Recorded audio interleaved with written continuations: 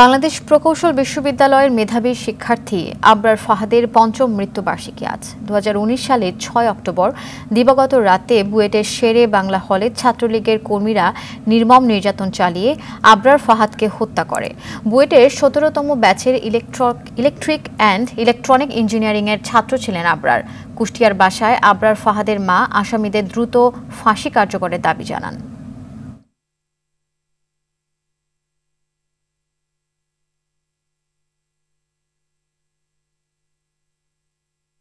আবরারের মৃত্যুর 5 বছর পূর্ণ হয়ে গেছে। ওকে একটা রায় হয়েছিল, সেই রায়টা এখনো কার্যকরী হয় নাই। এখন যদি এই রায় কার্যকরী করতে হয়, আর যে 3 জন পলাতক তাদেরকে ধরে, আমি চাই এদেরকে দ্রুত সময়ের মধ্যে যেন ধরা হয় এবং আইনের আওতায় এনে এদের যেন রায় কার্যকরী করা হয়।